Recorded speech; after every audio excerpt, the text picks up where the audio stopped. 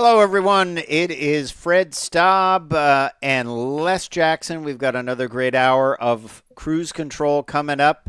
And let's look into the future. That's where we're going to be looking this hour. We're going to be going along for a ride with Mercedes that is looking to 2040 and beyond.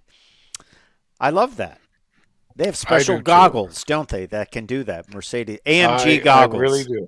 I like this. I like futurists because it's just neat. It's neat to think about this. So we're going to look at not only some new technologies, but also what London and Los Angeles and Shenzhen, China, are going to look like in the idea of Mercedes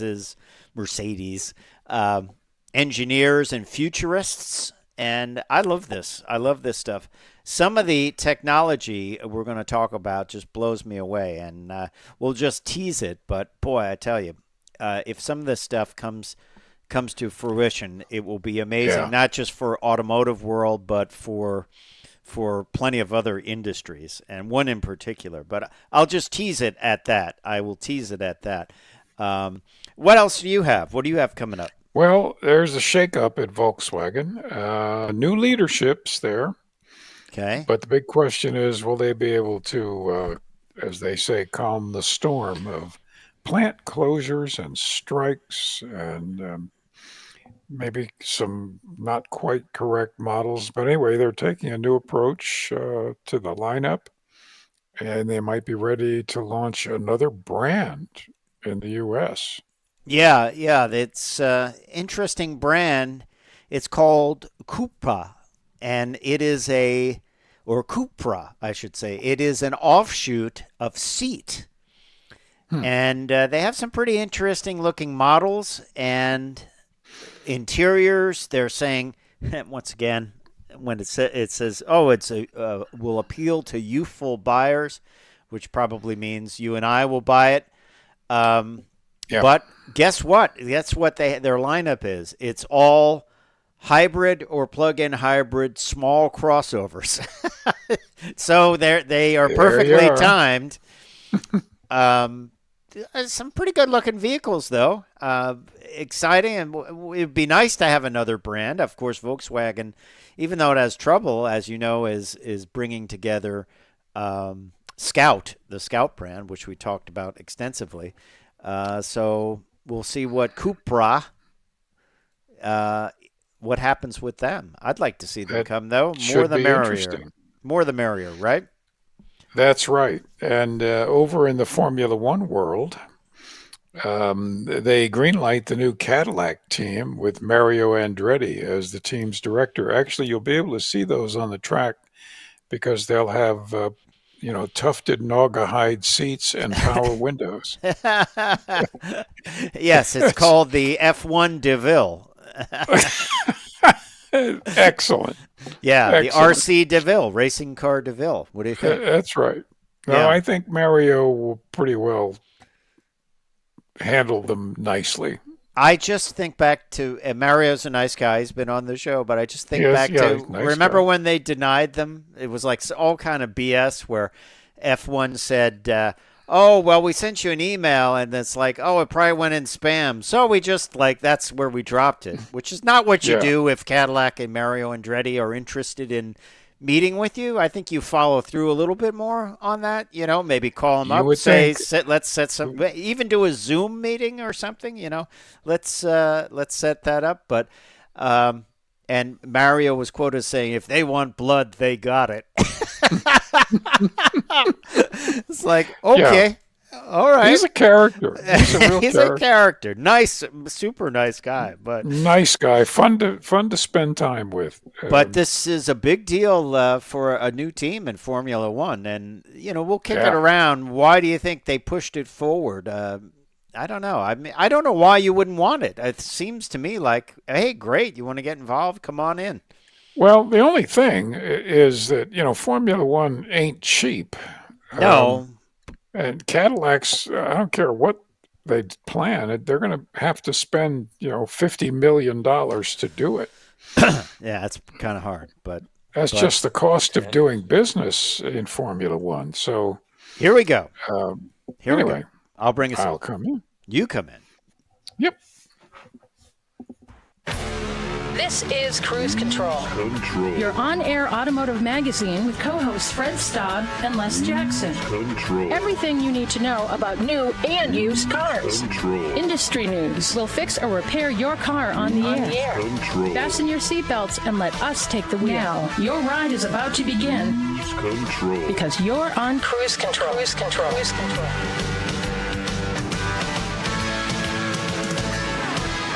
And yes, we are on Cruise Control. Hey, everybody, it is time for us to buckle up, get on the road. This is your on-air automotive magazine, and I, of course, am Les Jackson. That guy, of course, is Fred Staab, and of course, we have a whole bunch of very varied stories. Yeah. This hour. Some fun stuff, some sort of concerning stuff, but here we are with heading toward the end of the year. You would think things get quiet. Nope, they don't. They don't. And speaking about the end of the year, let's look way in the future. This is like a mega talking tech story. Yes, you're right. Yeah. So what do you think London will be like in 2040? Well, Mercedes say they know, along with Los Angeles and Shenzhen, China. They've kind of looked at what it will be like to drive a vehicle then, and what technology will be used. Speaking of technology, they kind of highlighted several technologies they're working on for automotive tech and even beyond. So we'll talk about those, and I'm really excited about this story. A lot to talk about there. I love this stuff. I wish I was on their engineering teams. And over at Volkswagen, they have a new leadership at the top, but that leadership is facing plant closures and strikes, and they're going to have to take a new approach to the model lineup. And they just might be launching another brand in the U.S. Yeah, it's an offshoot of Seat called Cupra, and we'll look at some of their vehicles and talk about that. Interesting time at Volkswagen. Strife, but they launched Scout and maybe this next brand. Right. So we'll see. It's kind of a mixed bag there, but a lot of new models as well.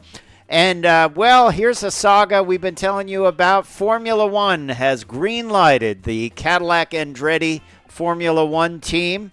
We'll talk about that. It's exciting news. Formula One doesn't add new teams that often, and this is a big deal. Full support of Cadillac, and they look at it as a way to showcase some of their new technology, which has always been a case for racing, hasn't it? That's cool stuff. And we're going to take a look at the just released J.D. Power Residual Value Awards. This is a big deal, depending on what you own. And we got them by types of vehicles, and of course we'll tell you the brands. And I think you'll find it interesting. Plus, Hyundai builds a wearable robot. This is something that could well go beyond the automotive world. So we'll talk about that. Plenty of tech coming up here on Cruise Control. Stay tuned.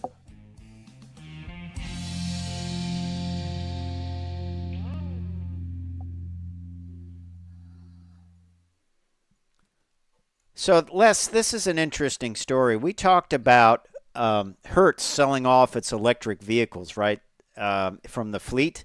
But there's another vehicle they're selling off. I was not even aware of this. It's a little crossover from Maserati, and it's called the Grecale, and they are selling these things off with a $30,000 discount. Some of these cars have 4,000 miles on them. They were rental cars. The base price on a new Maserati Grecale is around $70,000, but there are very low mileage models available on the Hertz site for $30,000. $30,000 to $40,000. And that is a pretty good deal. I wanted to ask, would you buy one of these? I mean, Maserati is not known for dependability, but then on the other hand, this is a chance to get in it at basically half price. It's a nice looking vehicle too. I like it. Yeah, it's very nice looking. I am assuming that they've borrowed someone else's technology for the electric drivetrain. I guess so. I would have to research that because that's a huge program. Yeah. I would think they've taken some of that out. It's a mild hybrid, actually. It's a mild Yeah. hybrid, inline four with hybrid. Some Stellantis. Nice looking vehicle, though. I like it a lot. It is. It's nice. So the question is, what is it? What's the foundation of it? And would it be worth 30 or 40? I think it would be. Some of these I'm looking at. Okay, here's one with 8,000 miles. It's the GT. It's 55. But here's one, also a GT, 4,060 miles, 40,227. Wow. Here's one with 3,000 miles on it, a GT, 41,718. That's Now, are they selling these because nobody's renting them? I think they are basically repositioning the brand because they sold off all their electric vehicles. And the article in Autoblog wasn't quite sure about why they were selling these, but I don't know. Maybe it's a deal if you ever wanted one of them. I'd like to drive it. It looks fun. I'd like to rent it, but I can't. So would you buy a car like that had been rented? Hold that thought because we're coming back in. Okay. Cruise Control. Welcome back to Cruise Control, your on-air automotive magazine that looks into the future through the looking glass provided by Mercedes. Les Jackson, pretty big story here and exciting story. Mercedes kind of looks into the future. Like, what will London be like in 2040? Who knows? All right. Well, maybe they do. Here's what they say. They say that in London in 2040 plus, there will be centralized parking solutions that connect cars, bicycles, and public transport. So there will be no more parking on the street. It will all be like a centralized underground parking, and it will be ability to get bikes and things like that and move around. And all delivery vehicles will be electric, and the parking will be hidden underground. What do you think about that? That's interesting. I think it's spectacular. I mean, it's only 16 years away. A lot of building would have to happen between now and then. An awful lot of stuff, but it is happening. Technology is happening at a logarithmic pace. Yeah. And they're saying that they expect to have augmented reality. Yep. I'm not sure what that is. Well, we'll discuss some of that. And cool stuff. They also have plans for Los Angeles in 2040 plus. They say more than 50% of all private vehicles could be fully electric. Many of these could be equipped with photovoltaic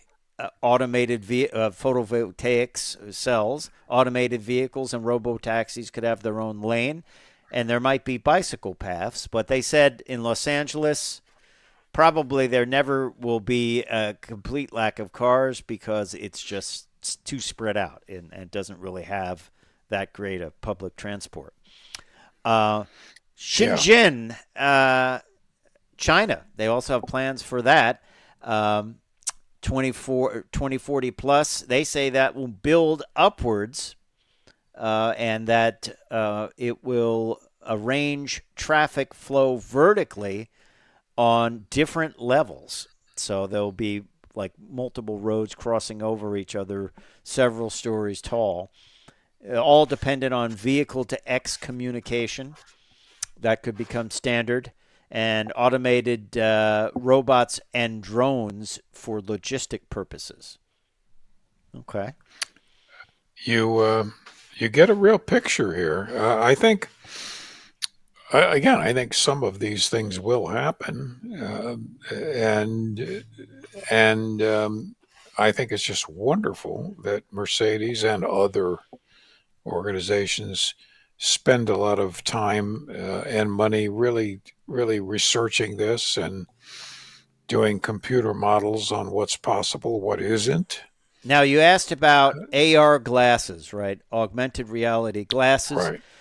They say they're going to integrate these into Mercedes-Benz vehicles, and they see it as great potential in being able to offer all passengers a wide range of benefits, would allow integration with the customer's personal ecosystem and route guidance and navigation easier. And remember, we talked about these glasses. Google was talking about giving them to Amazon drivers, where they'll come out and they'll be like, follow the arrow to the front door. So make deliveries quicker. So it's something along those lines. Now, some of this, it gets really futuristic, including neuromorphic computing will revolutionize energy efficiency and latency in autonomous driving. This is a computer that basically works like the human brain. So they're basically going to base this on how a human brain works. This is already being worked on at a Canadian University of Waterloo, and it is involved in the field of neuromorphic computing, mimicking the workings of the human brain using AI. Yeah, this involves a lot of high-level physics, and I like the fact that they're looking into this. They've got experts working on this, from sociologists to philosophers and scientists, artists, futurists, architects. Pretty cool stuff. And this is. I love the fact that you have people actively looking into the future and futurists and seeing what are the problems now, how can they be solved. Exactly. And if they're solved, what's the future like? And when we come back, we're going to tell you about some really outstanding automotive technology ideas that Mercedes has. They're working on already. I think you're going to really like it. So stay tuned to Cruise Control with Fred Staab and Les Jackson. We'll be right back.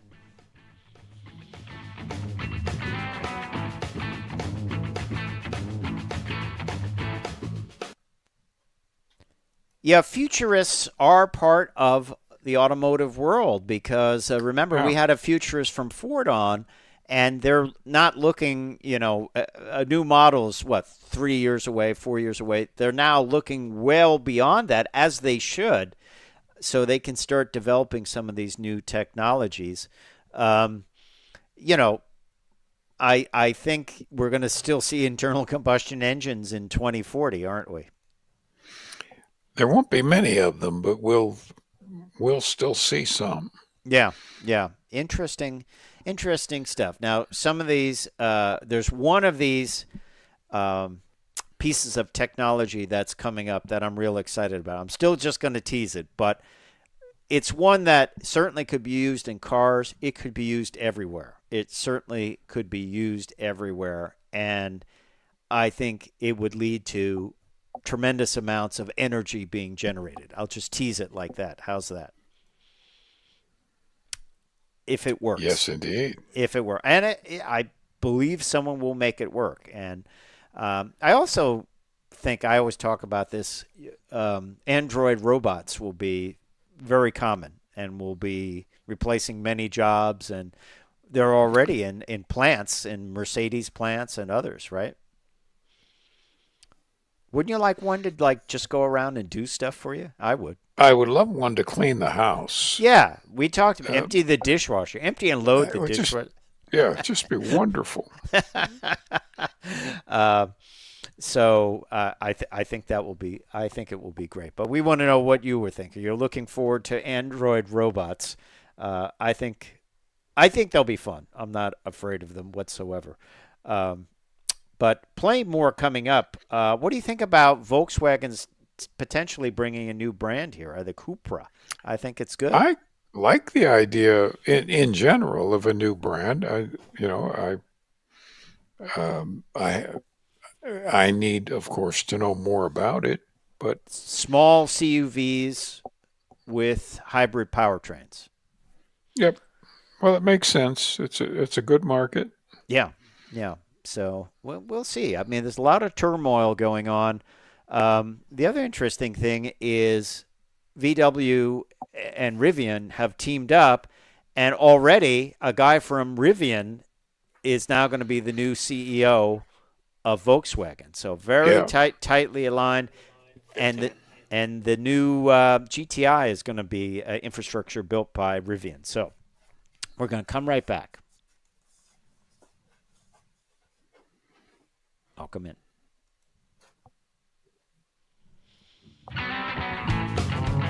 Cruise Control. And welcome back. We're going into the future with Cruise Control and Mercedes. Let's get into the nuts and bolts. You know I like nuts and bolts. And this is a great one. Imagine replacing the whole braking system that is now on your vehicle, because let's face it, electric vehicles have the same kind of brakes, the regenerative brakes. But imagine if that was built into the drivetrain right at the axles, where the axles meet the motor, and it was an enclosed unit. And so at the end of the wheel, there's just a hub that you mount your tire and wheel, and all the weight is now sprung, and the unsprung weight is gone. All the brake dust never gets on your wheels because this is all enclosed, and the amount of maintenance is reduced. It could potentially last the life of the car. In-drive brake, they call it. Wonderful idea. Everybody hates brake dust. Everybody hates replacing brakes. Yeah. And think of how much weight you would eliminate. You would get rid of brake lines. You would get rid of all the points of failure. You would swing the motor in, and now you've got the braking system already set. It makes cars easier to build. It would also lead to solid wheels, disc-like wheels, or even covered wheels, because you don't have to worry about brake dust and cooling the brakes. Pretty cool stuff, don't you think? It is cool stuff. Let's talk about their idea for a power converter. And this is a different way power flows through batteries, right? Right now, batteries are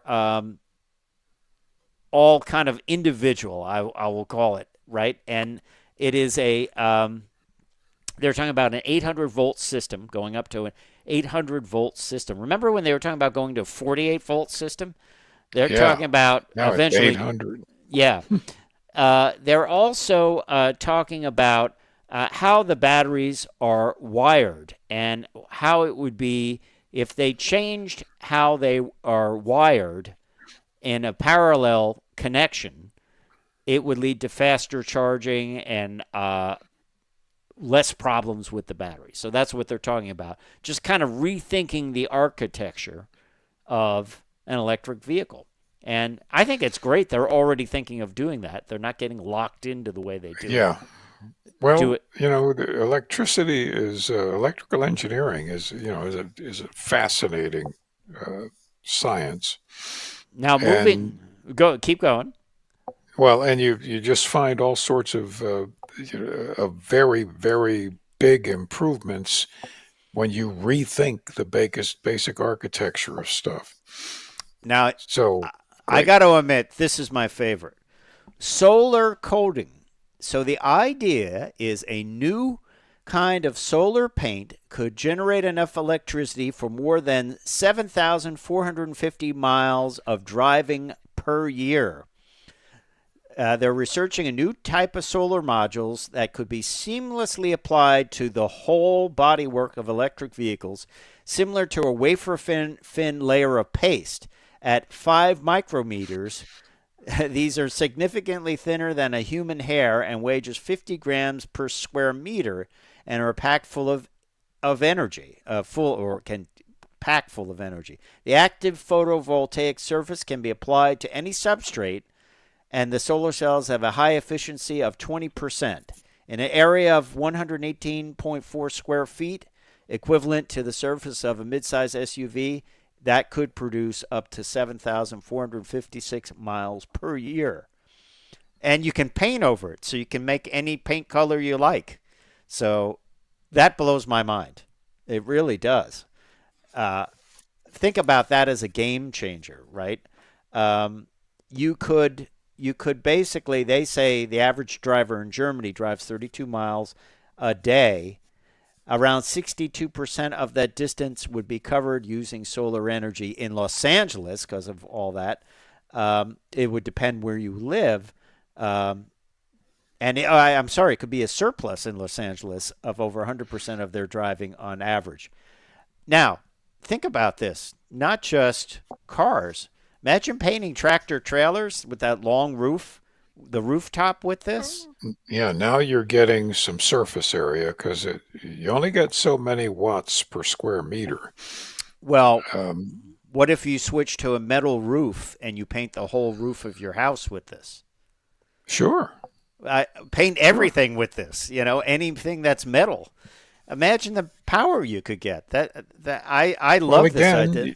You need square footage. Yeah. And at 100 watts per square meter, if you've got 1,000 square meters, that's 100,000 watts, or 100 kilowatts. That's a lot of power.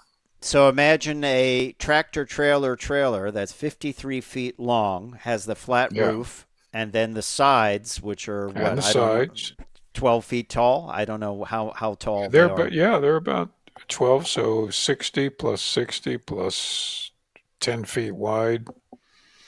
That's a big 50, solar cell. 500, yeah. So that's a big solar cell. Yeah.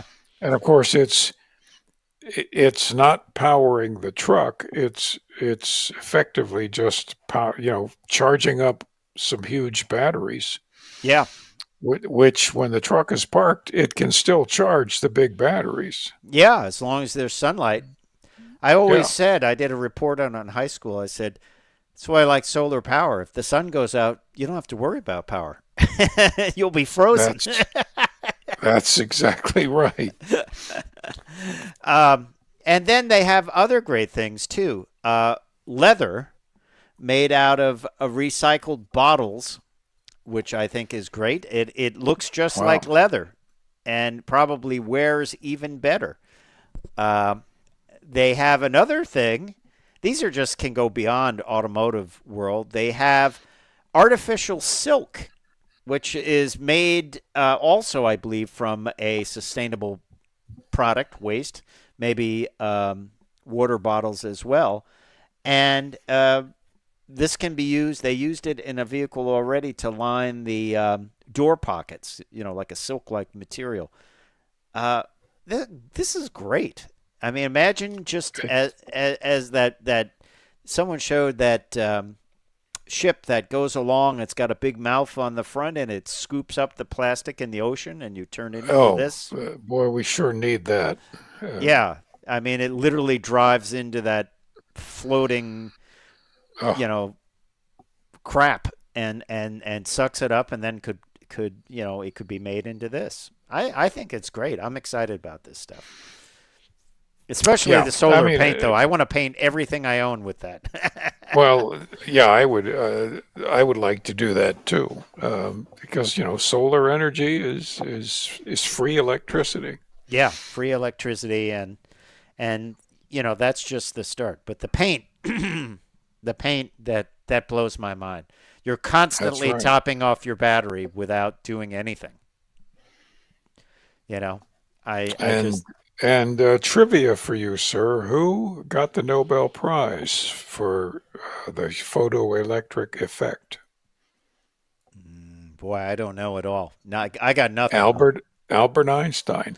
Because Really? because he was Jewish, they wouldn't give him the Nobel Prize for relativity, the single greatest leap of human intellect in history. So they gave it to him for the photoelectric effect, which they felt wasn't as important. Wow. Sad. Very That sad. is sad. But He should have got it both. is important, though. They're both important. Yeah. Extremely. It yeah. just can't, no limit to the importance of either. Yeah. Well, that's a shame. That's terrible. I didn't know that. But there you go. Well, when we come back, we are going to tell you about Volkswagen, what's going on. It's a big shakeup at the top, but there's new models coming in. There's new brands launching. Wow. what a story. All coming up on Cruise Control. Stay tuned.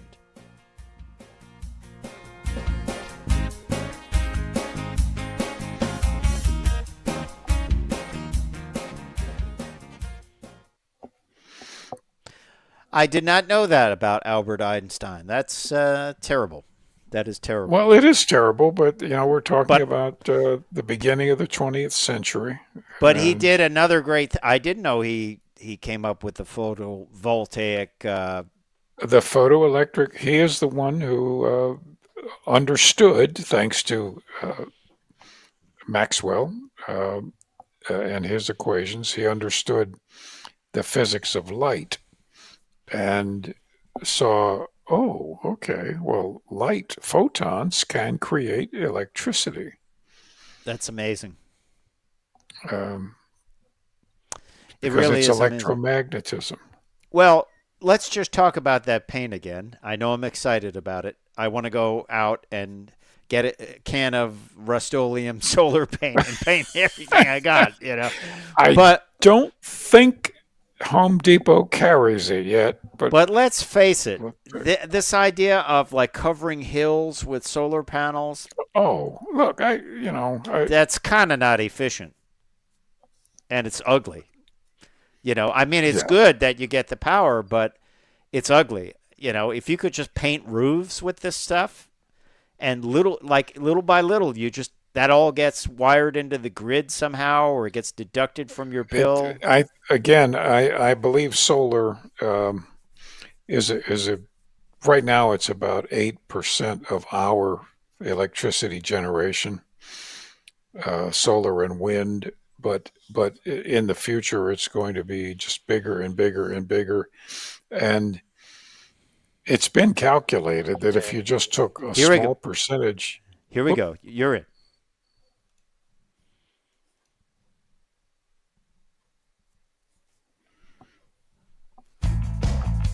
Cruise Control. Hey, welcome back to Cruise Control. We're going over to Volkswagen at the moment because big stuff happening there. Their CEO, Pablo Deci, resigned after just 2 years. CEO of U.S., right? Yes. Yes, Volkswagen Group of America, which the headquarters is just about 8 miles from here. Out on the Dulles Access Road, and we've already been telling you about the problems with financial woes, plant closures, bumpy transition toward electric vehicles. I love that phrase. And now, and not the plant in Chattanooga, by the way, that's doing well. And it's the plants in Germany and around the world. And there's an actual strike in Germany undergoing. That's right. So he's been replaced when Dr. Kjeld Gruner officially takes over. He came from Rivian, right? Yeah, right. He came from Rivian. And, of course, Volkswagen is tied in with Rivian. Rivian is going to build the infrastructure of the new GTI, and they're going to be Right. well integrated into Volkswagen, and you can't get more well integrated than having the person be CEO of That's right. U.S. And he understands the U.S. market very well, they say. Well, he does, and we need somebody like that, because in order for the problems to turn around, you need to know the market. You need to know the people, the demographics. That you know, um, and it's not just reading statistics. You've got to feel it. Yeah, yeah. Uh, Well, the other interesting news is that they are basically redesigning. Volkswagen is redesigning its products, they say, going back to their roots in 2026. They yeah. want it to be a fun vehicle. Oh, another SUV is coming. Oh, good. Oh boy. I'm so glad for that. But they're also, I mean, you think about this, they're kind of rethinking their electric platform and looking to make it even better. And, of course, understanding that they'll be building hybrids as well. So it's an interesting time for them. When you think about it, they're kind of reinventing a lot of their products. They've got new leadership, yet there's turmoil around the world. You know, I've been in some of those plants in Germany, and they thought, like, that's it. You have your job for life, you know. And now they're getting pay cuts and closures. And on top of it all, they're talking about bringing another sub-brand of Volkswagen called Cupra to the U.S. And this is a brand. It's a sub-brand of high-performance, sub-brand of seat, and they make a lot of their small SUVs with high-end interiors, and they are hybrids. And they are saying this could appeal to young people. Once again, whenever they say that, that means people looking for something sporty and maybe not a lot of That's money right. and well-equipped. Active lifestyle. It's got to have a kayak. Fred, you know the rules. We cannot do a show without saying active lifestyle. Right. I'll say that these are attractive vehicles. They seem to have nice interiors. If you look at them, you look at the vehicles and you look at the interiors, you know they are a Volkswagen product, which is not a bad thing at all. Nothing wrong with that. But they are going, no matter what, whether they sell them in the U.S. or not, they are going to build one in Chattanooga. So I think, why not sell them in the U.S.? I can't imagine building it in Chattanooga and not selling it in the U.S.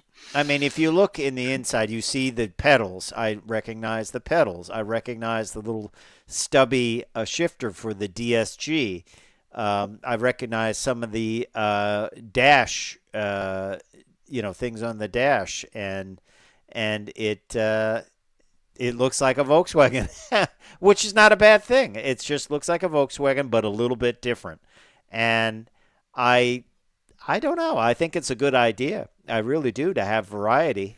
And just looking at some of these models, it's a different form of full line manufacturing, but it makes sense. It almost looks like a small Porsche SUV to me.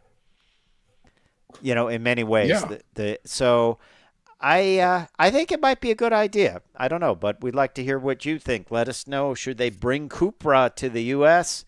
They're already partnering with the Penske Automotive Group to help distribution. They say the U.S. model lineup will be announced at a later date. They're talking about bringing this in 2029, but who knows? I mean, hybrid, plug-in hybrid, and hybrid small crossovers. I think that's something people would buy. I think that yes, I think crossover, small and medium crossovers are the future of SUVs. They're going to be in, I don't know when. They're going to be the station wagons of the auto industry. Yep. that dominated the auto industry for 40 plus years. Yeah. Yeah, I think they should do it.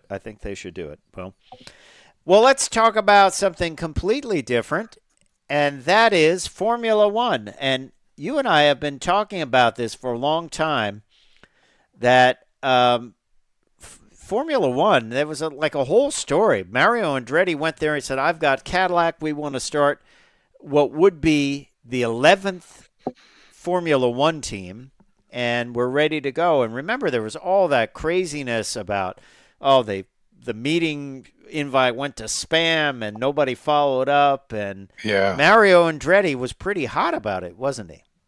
He was. Yes, he was just saying, if these guys want blood, I'll give it to them. But yeah, and I mean, he loves Formula One, and he said, my first love was Formula One, and now 70 years later, the F1 paddock is still my happy place.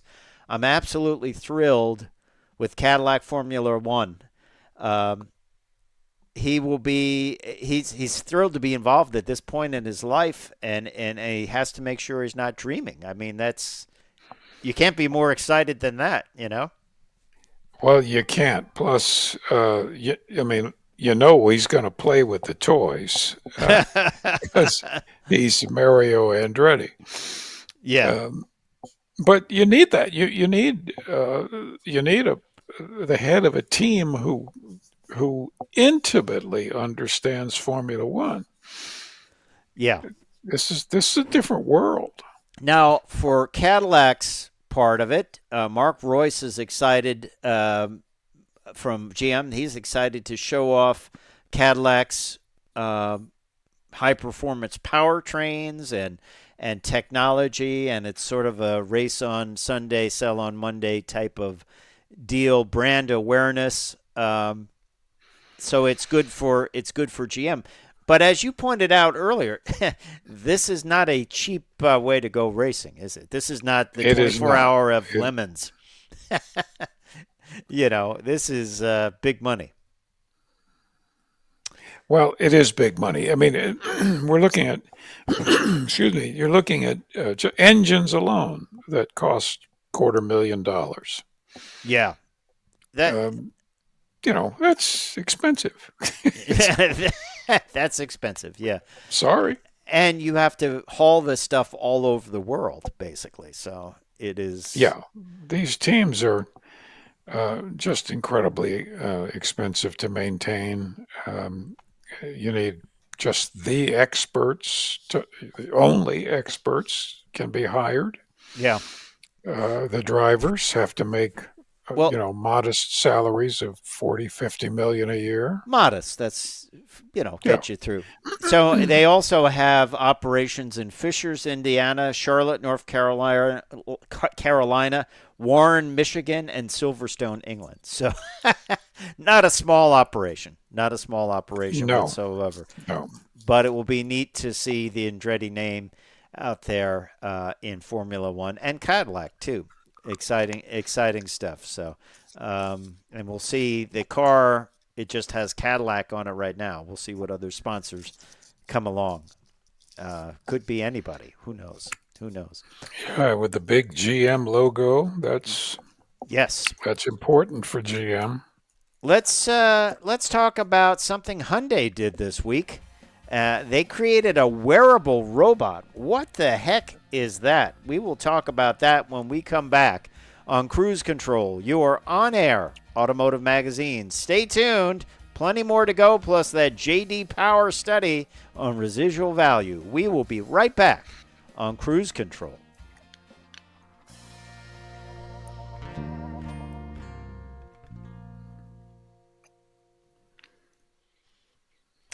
Wearable robots, exoskeletons.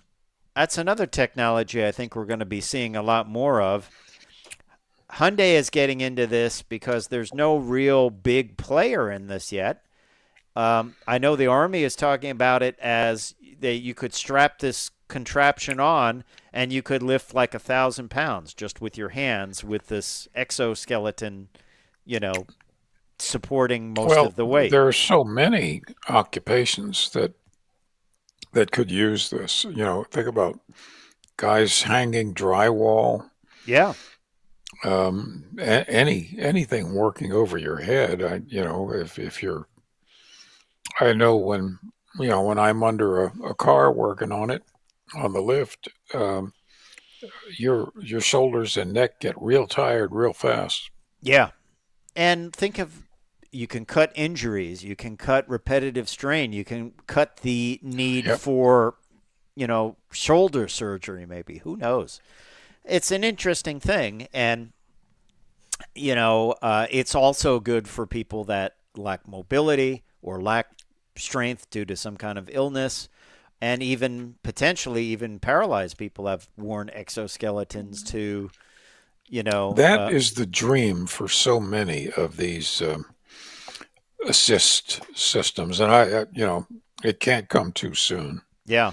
There's talk that they could make it so light that it could be basically like a pair of, leotards, basically, that's like more of a stimulation type of system. But, even lighter, you think of carbon fiber used for this exoskeleton, could be great. It's wonderful.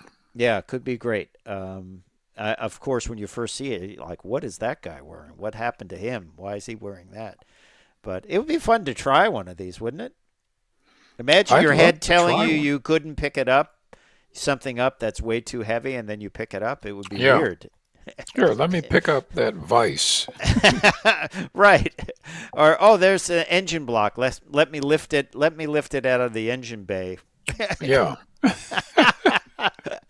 It would be like, how'd I just do that? And why have my arms not broken? I just think it could decrease repetitive strain and all that. So that's what we're going to be talking about when we come back. A lot of technology in this episode of Cruise Control. We're also going to try to get to the J.D. Power residual value study.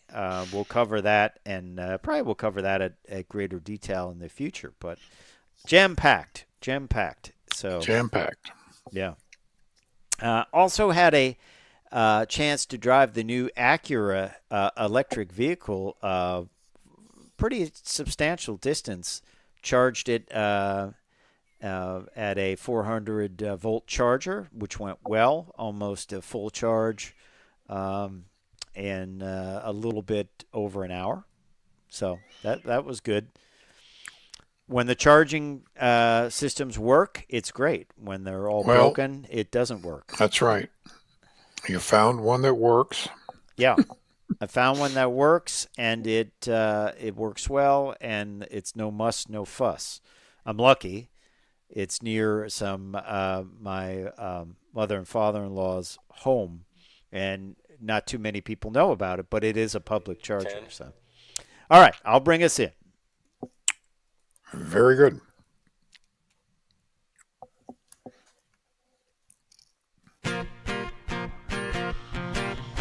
Cruise Control. And welcome back to Cruise Control, your on-air automotive magazine. This is a Tech Pack show, Les. We are going to talk about wearable robots. Well, these are kind of exoskeletons that allow you to either do repetitive things without hurting yourself or potentially lift heavier things. If you're working with tools, even hand tools, over your head all day long, that can lead to some big problems. It really does. I have had many, many muscle tension headaches from doing that. And if you have to do it as your job, it could lead to definitely problems that could require surgery or lead to limited mobility down the line. So Hyundai has built this thing called Exable Shoulder, a wearable robot. They showed it at, they actually have a wearable robot tech day. Strong and lightweight, enhances worker comfort by reducing shoulder load by 60% and muscle activity by 30%. And it's designed to assist with overhead work and enhance upper arm muscle strength, and expected to find use in various industries. This is just another offshoot of Hyundai they're doing it for their workers, but this could be used in anything, construction, anything you can think of. And it could be, they say there's no big Unlimited. player in this market. They could own this Yeah. market. Smart stuff, isn't it? This, you know, I just think about all of the jobs that this sort of technology could be tailored to. All of the people with disabilities. Yep. It's just endless. And I wouldn't be a bit surprised if in a few years they have an entire division of Hyundai Kia that just makes that stuff. Yes. For around the world. And it's mounted on a washable vest, which is easy to put on. You kind of zip it on like a vest that you can take the vest off and wash it. So if it gets sweaty or dirty from working, no problem. Easy. Throw it in the machine washable. I'd like to try it. I wonder what it feels like. I would love to try this. Yes. I think they're on the future cusp of something that will change industries, and that could be used by anybody. Well, anybody in a factory. Think of all the people just using walkers who, with something on that you're wearing like pants for your legs and something for your arms, you suddenly are free. Yes. Yeah. Things that, you can walk, but you're not strong enough to walk or whatever. And right.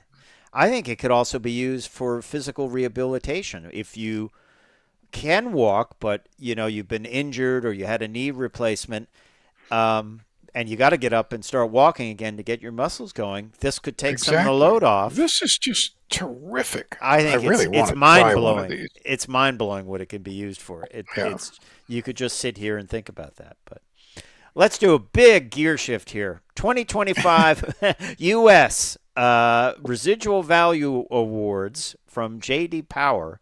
There's a lot of information here. We could do a whole long segment on this. But residual value, of course, is after 3 years, what value is left in the vehicle. Some brands depreciate rapidly. I know one that doesn't seem to depreciate at all is Jeep Wranglers. They seem to That's right. Go for the same price like 3 or 4 years later. But let's talk about this. They did this big study, ALG Residual Value Awards, and they had some winners. Compact car, Honda Civic. Honda Civic is a vehicle that doesn't lose much value. And then Lexus and Toyota did very well, didn't they?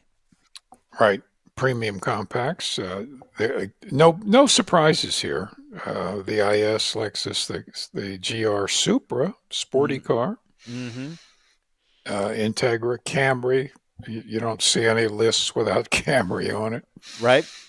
Midsize premium. And BMW 5 Series, which is, And midsize premium sporty car, the Corvette. The Corvette has done very well. Corvette. Yeah.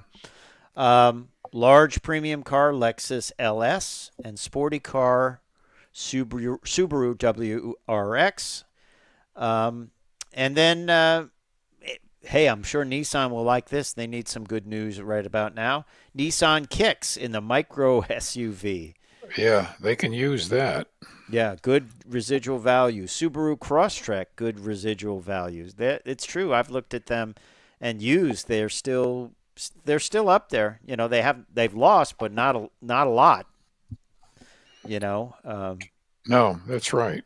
Already talked about the BMW, the Jeep, Wagoneer, and Gladiator. That's big following. Big following. Escalade, large premium SUV, does well.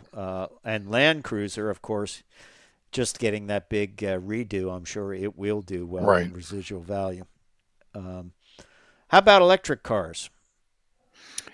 Electric cars, and believe it or not, they do have tremendous value. Actually, the Tesla 3 is still hanging in there as a big electric car residual value. I personally believe some of that is somewhat artificial, but I can't. This is kind of a head scratcher. How can the Dodge Charger Daytona electric version, which is not really out yet? Yeah, it's not out yet. I don't know. It must be a prediction. I mean, it must be. For small electric SUV, the Hyundai Kona EV keeps its Definitely. value. Yeah, that's a little pricey to begin with. And here too, not a lot of GMC Hummer EVs out or SUTs out, but they are retaining their value. They're it's a lot of value. Big They're $100,000. So yeah, and heavy duty pickup GMC Sierra. That's good for them. Yeah, and then commercial van Mercedes Benz Sprinter. I mean, if they haven't been converted into a camper when they're used, they apparently hold their value very well. That's right. And of course the midsize van Honda Odyssey. It's always there. Yep. And large light duty pickup residual value best, not F100. It is Toyota Tundra holds its value best, which is interesting. We reviewed the Tundra not that long ago, the capstone, but so some interesting takeaways from that. I'm still a little confused about the Dodge Charger Daytona electric. I don't understand how it has a residual value when it hasn't been sold when no yet. one's bought one. Yeah, and we did that story figure that out. That they are looking to rush the 6-cylinder. Did you see? I don't know if you saw that real quick. There was a rumor going around, and everyone was picking up on it, and I think it stemmed from something a guy saw with a Hemi in one of the new Chargers at the proving grounds or something, and he said, "Well, they're going to bring the Hemi V8 back," and I just don't think it's happening. But there's a lot of misinformation on the internet sometimes, and I think people picked up on it.